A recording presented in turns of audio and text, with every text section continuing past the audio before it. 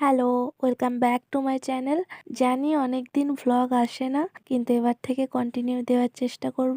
আসলে কি হয় বলো তো, আমি অনেক জায়গায় যাই কিন্তু সেখানে ভিডিও করতে পারি না, অথবা ভিডিও হয়তো করি কিন্তু এডিট করতে পারি না, যেই কারণে ভিডিও পোস্ট করা হয় না। কিন্তু আজকে একটু ভাই বোনেদের সঙ্গে ফ্রি হয়ে বেরিয়েছিলাম, তো সেই ভিডিওটাই শেয়ার। সেখানে আমার ভাই গাড়ি চালাচ্ছিল আর আমরা পাশে বসেছিলাম, বাজারে গিয়ে চাটা খেয়েছিলাম। সেগুলো আর ক্যাপচার করিনি, মানে এরকমই হয়, আমি যে কোনো মোমেন্টে মানে ভালো মোমেন্ট গুলো ক্যাপচার করতে পারি না, সেগুলো এনজয় করে কাটিয়ে দিই। তারপর দেখো, এখানে আমার বোন চলে এসেছে ফুলের দোকানে। ওর বক্তব্য হচ্ছে যে ওকে নাকি কেউ গোলাপ দেওয়ার নেই, ও নিজে থেকেই গোলাপ কিনে নিচ্ছে। আমি ভাই এসব কিনি না। কাল সরস্বতী পুজো, আজকে গোলাপের দাম নাকি এক এক পিস 50 টাকা। আমার তো শুনেই মাথায় হাত।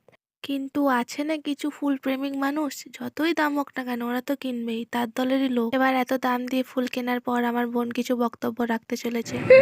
কেউ গোলাপ দেয় না তো কি হয়েছে, নিজেই কিনে নেবে। নিজেই কিনতে পারবো। হ্যাঁ, ঠিক ঠিক। আমার দারুণ ফেভারিট, আমার গোলাপি কালার পিঙ্ক।